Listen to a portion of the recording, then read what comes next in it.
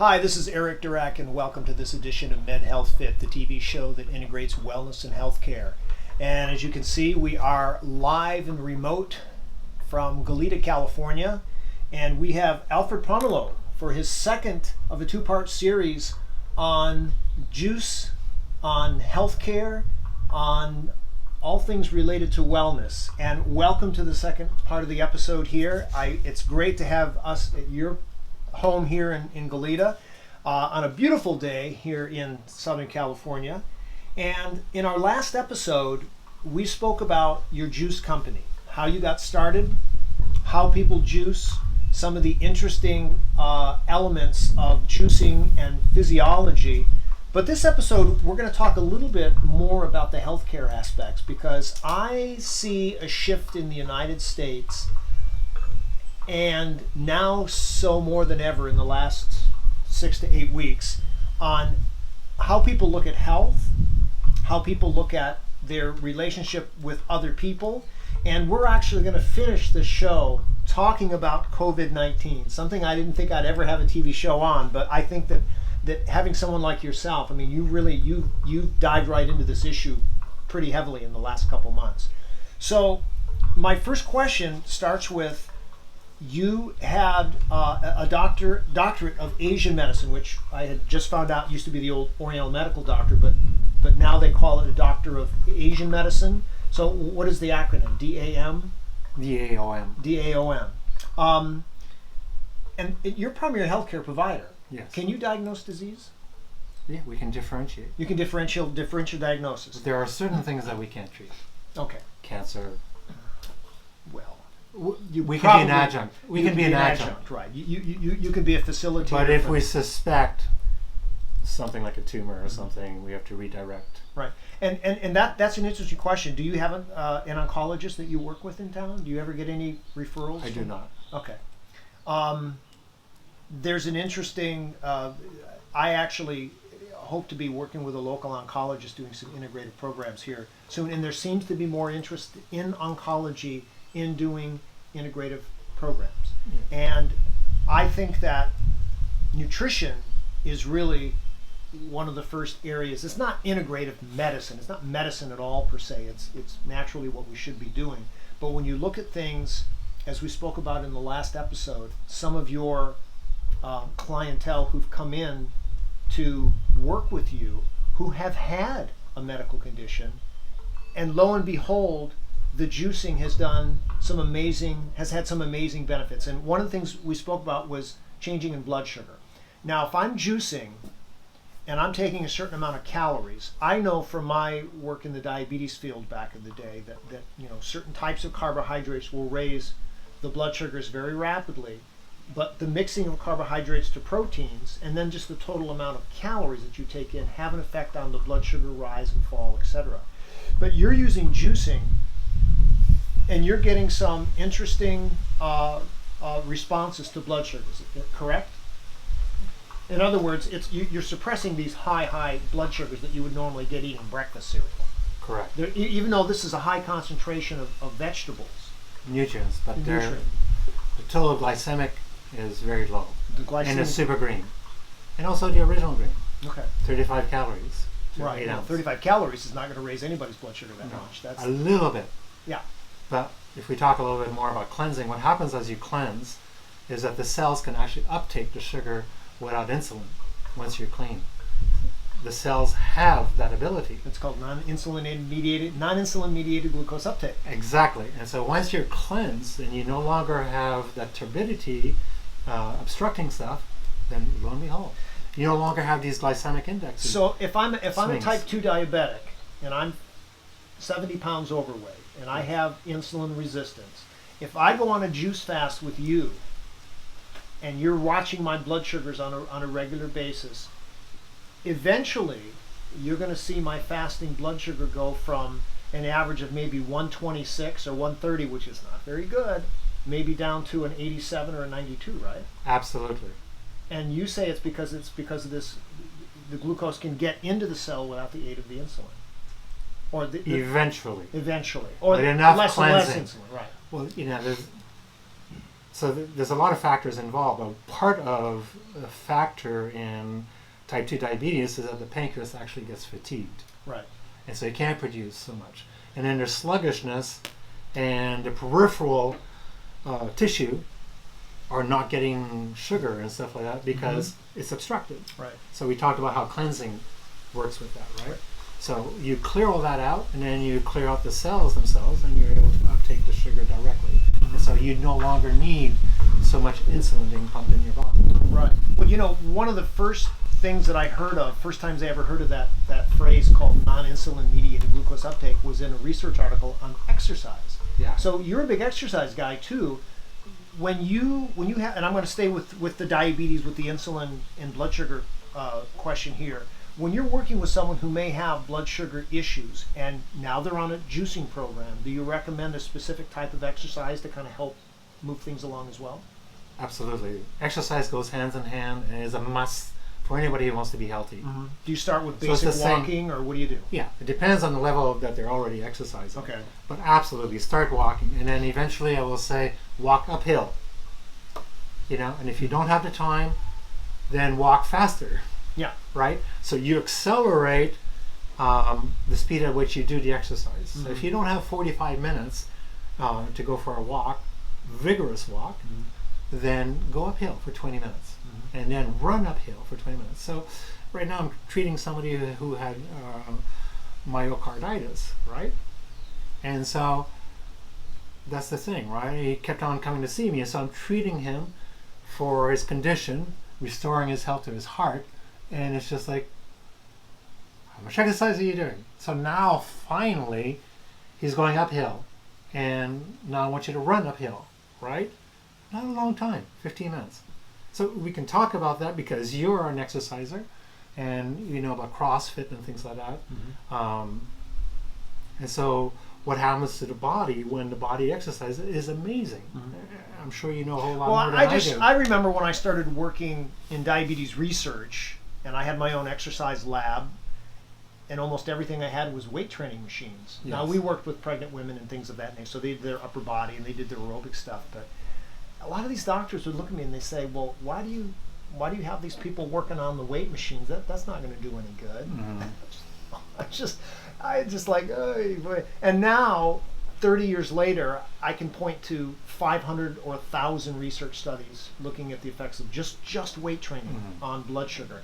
And you could do the same thing with hiking, you could do the same thing with walking up the stairs, you could do the same thing with rubber tubing or CrossFit or any of these other types of things because of the dilation of the vessels, the redistribution of blood flow. Because to me, when people say, can you sum up exercise in one sentence, I go, yeah, it's all about the blood flow. And it is. Yeah. You know.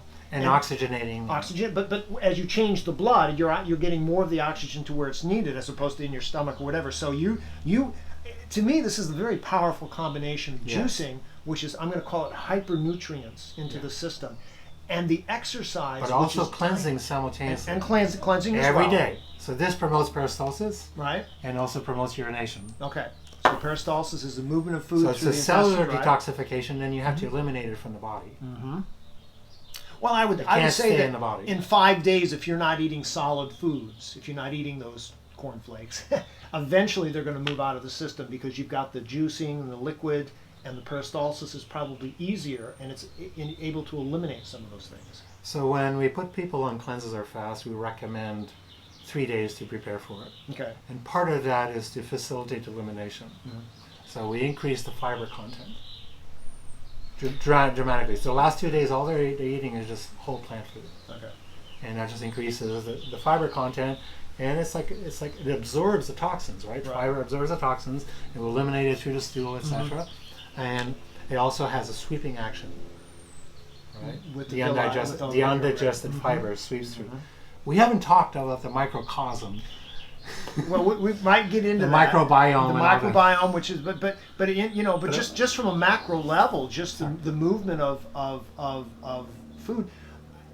I've been in the health field for 30 some years, and I've heard people talk about carbohydrate loading for marathon runners and the paleo diets. I mean, there's been all the CrossFit training, all these types of things, but it's only been of recent where I've heard people in what I'll call mainstream health promotion even talk about elimination and stools and how many times a day do you defecate in this. I mean, it's like nobody wanted to talk about that 20 years ago, and that is such an important part of everyone's health, because there are, I would say the majority of people in the United States only have a bowel movement every 2 or 3 days as opposed to twice a day. You know what I mean? And it's like, how can that, anyway, but it's very important to talk about. I'm glad that you're mentioning Asian this. medicine, we have 10 questions that we always ask, that we have to ask. It's like this list that I have here.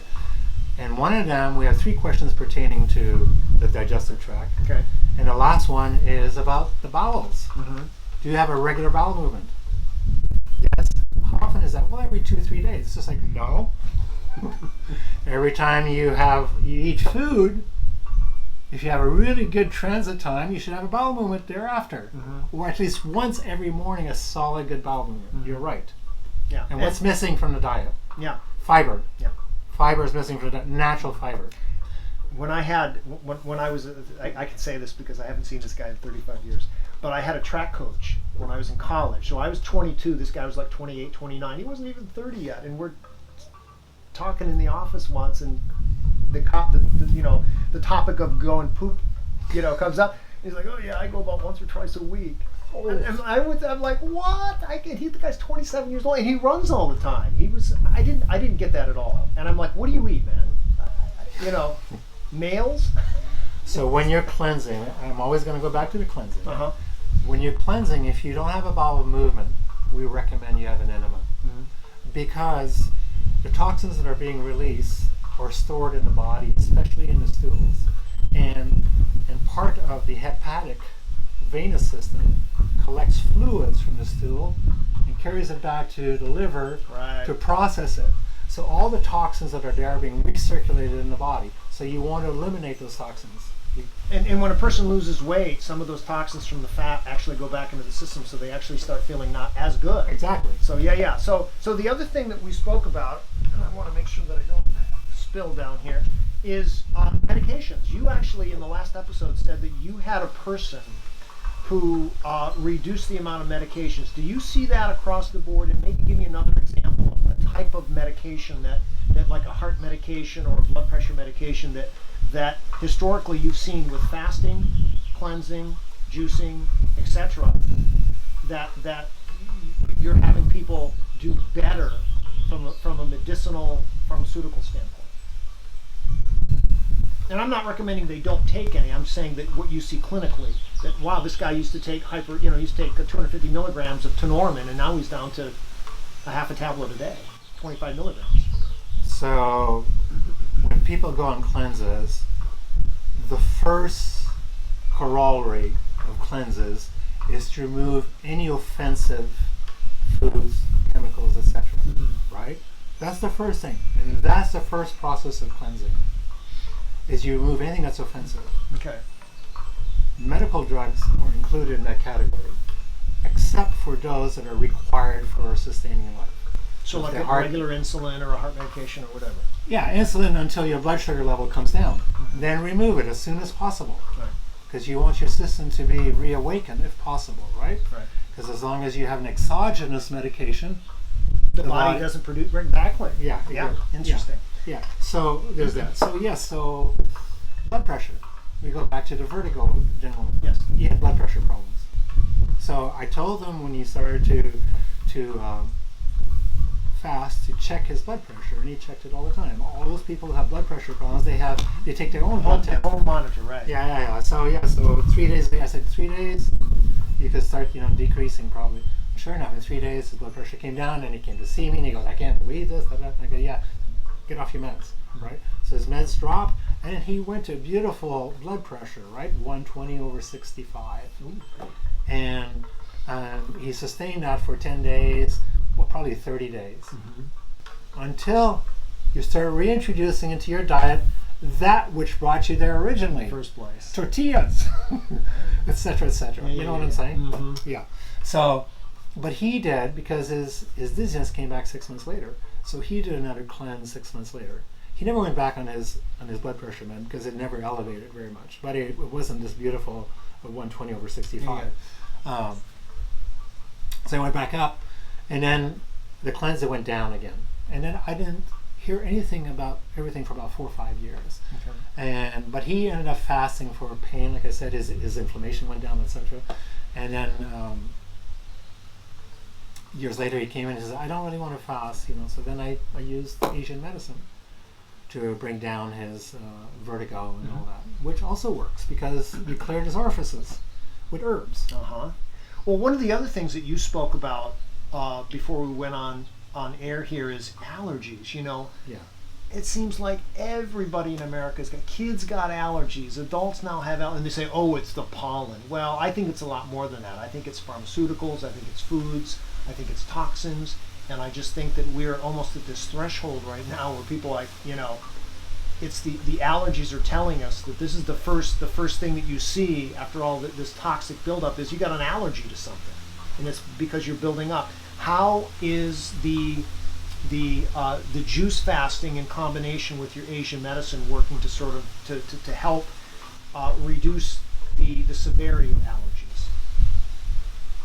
So allergies are based on some irritant. It's called an antigen, right?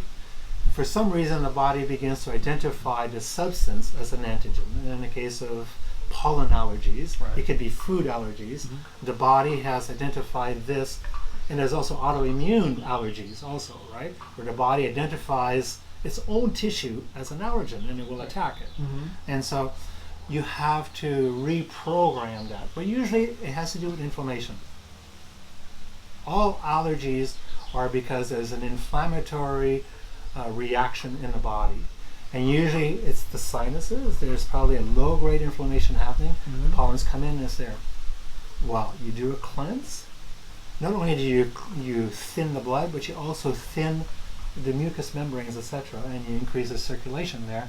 And lo and behold, they're cleaned, right? So there are so many people that have successfully used cleanses and fasting to clear their allergies. I'm one of them. When I first came to Santa Barbara, I had never been introduced to these pollens, and I had allergies. That's what. So a lot of people say. Luckily, I've never been. Are kids? Are they?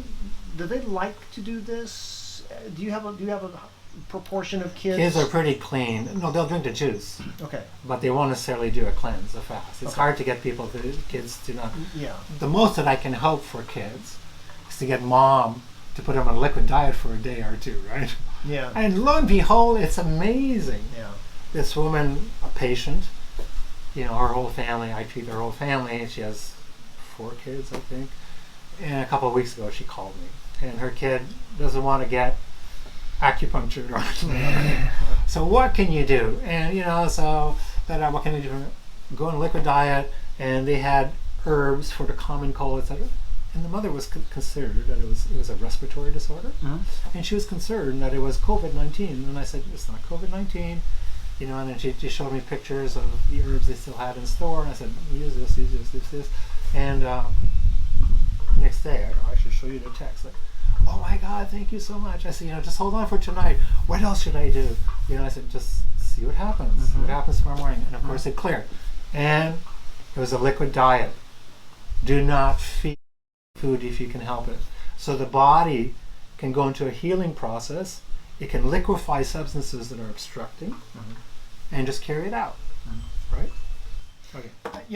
I can't get enough about the cleansing, but there's also the rebuilding, and that's a whole other topic. Right, that's a whole other That's micronutrients. We'll have to have an infinitum of micronutrients. Well, now I've got 2 questions to go. Okay. I've got about 9 minutes. Okay. So the first question is building the immune system, because now, and this will lead into the whole COVID-19 thing, is everyone is concerned about the immune system. And I really feel that most Americans have a depressed immune system. Even if they're not, quote, immunosuppressed by a medication or a cancer treatment, that many people have issues with the immune system, and a lot of it is that they don't even know that the immune system starts in the gut.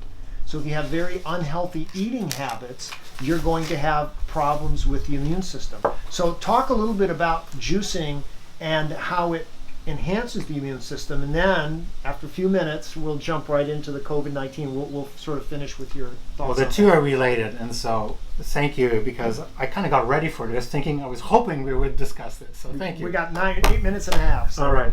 So I want to go back a little bit to the germ theory of Louis Pasteur and Edward Koch.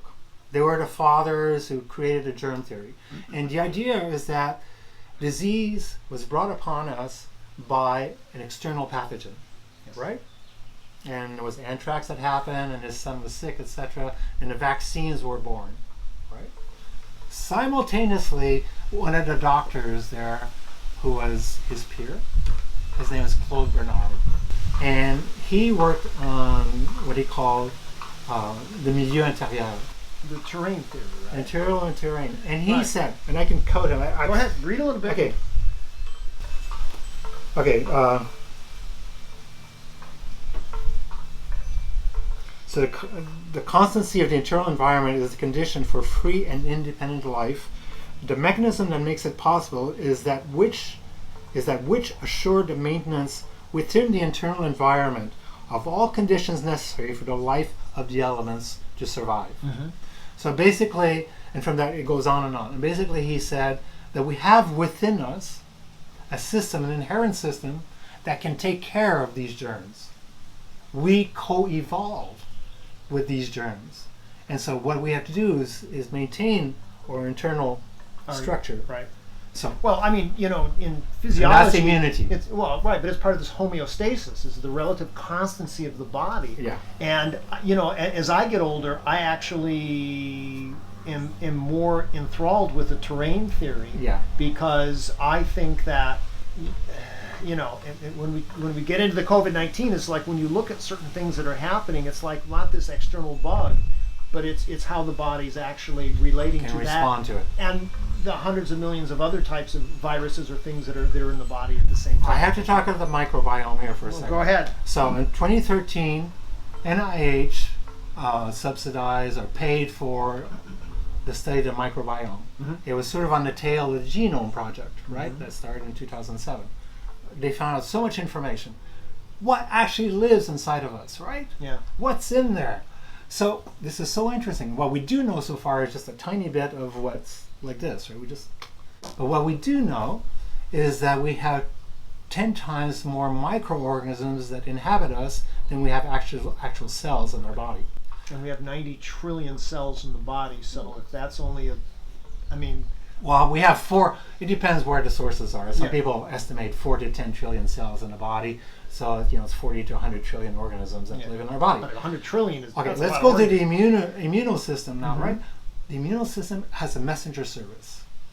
It's a messaging system that messages the immune responses to pathogens, right? When a pathogen comes in, it goes, oh, this is a pathogen. We have to neutralize it. We have to negate it. We have to destroy it, whatever it is that it does, right? Mm-hmm. But why doesn't it destroy these 90 million trillions of other types of organisms? Right, exactly. Because there's a communication happening already. Right. And what we're finding out from the microbiome system is that these organisms are actually responsible for a lot of chemicals that are produced in our body, that serotonin and endorphins and things like that, and also mm-hmm. all the digestive chemicals that are produced. Right, pepsin and hydrochloric acid and all these things that would kill you. Oh my God, I tell people they're producing it. You know, the pH of your stomach is 1. If you poured it on your hand, you'd burn the entire skin. So now, in terms of immunity, they have the same messaging system that our immune system has. Mm-hmm. And so if a pathogen comes down the pike through the esophagus or the trachea, they go, you guys, all of us here, there's somebody coming down here that's going to compete for the terrain. We don't want them here. Right. Neutralize them. Right. And so they begin producing chemicals just like our immune system does. Mm-hmm. So the importance of a healthy microbiome is okay. And we're just beginning this study. Absolutely. And so now, here in 2020, we have this disease, this COVID-19, this coronavirus, which has actually been around for a long time, that we are being told is going to be the death of humanity. Yeah. How can what you do either from an Asian medicine perspective or from a purely juicing perspective, help? Now, we've talked about microbiome, we talked about immune. I mean, so now that we're building on all these things that you're talking about. Yes. You know, cleansing the system, getting rid of some of the toxicity, et cetera. So we've got all of these blocks that you've already spoken about. Now we've got this big bad wolf that's coming knocking at the door, which I don't necessarily think is as bad. I mean, for some people, it's terrible. It's definitely, there's definitely statistics, and we could go into that.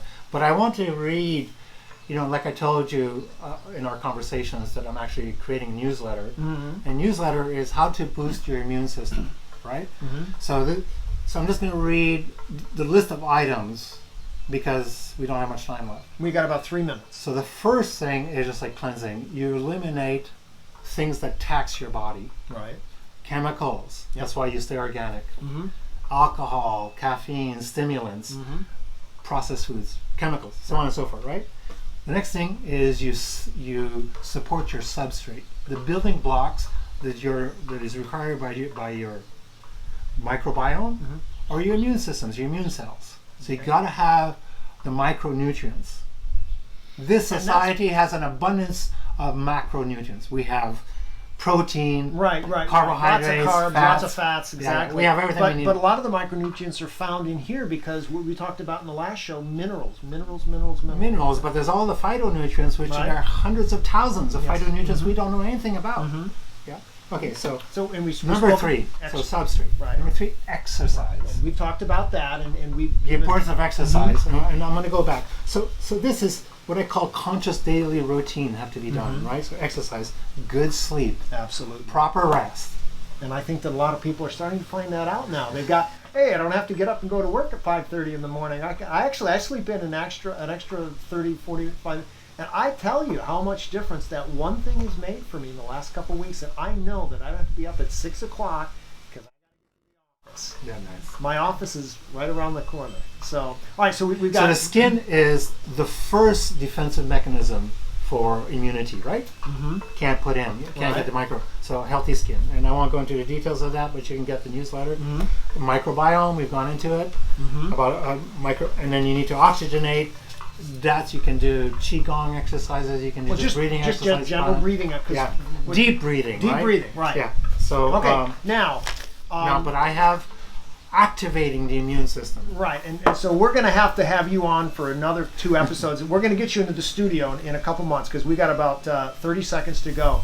But the information that you're talking about, this whole COVID-19 thing, I think that one of the things that I see, nutrition, and I think what you're talking about is super nutrition. Well, the exercise, but just from the nutritional standpoint, you can have vitamins, you can take this, you can do, but you may have, correct me if I'm wrong, but I don't think that I am, the super nutrient right here in the glass. I think so. I think it might be the best way. Our body is already able to process these nutrients. Mm-hmm. What do you get in a pill? You have all the cofactors necessary in here to absorb the individual nutrients. Mm-hmm. Well, let's that's the whole thing. Let's do that. So many different things we can talk about because I know that you have such a wealth of information. And give us your website again. So ajuice.com. Juice.com. Yeah. And ascendinghealth.com, which is my clinic. That's your clinic. And, yeah. And if you want to get the newsletter, you go to ajuice.com, the homepage, and you go to the bottom, and you will see newsletter. Which I did. Newsletter, and then you have to click on Get Healthy. Okay. So put your name and your email, and I click think, Get Healthy, and then you'll get a confirmation email. I think that if people could have something to get them through this whole COVID-19 mindset is to get healthy. So whatever is happening in the background, but it's not only going to be for the COVID-19, it's for everybody's health. Everybody's get for healthy everything. in general. Yeah. So for Medhealthfit, this is Eric Durek and Alfred. Thank you so much. We want to go to your website. We want to make sure that we use what you talked about in terms of getting people healthier. So for Medhealthfit, this is Eric Durek. Thanks for watching on our remote location, and we'll see you next time.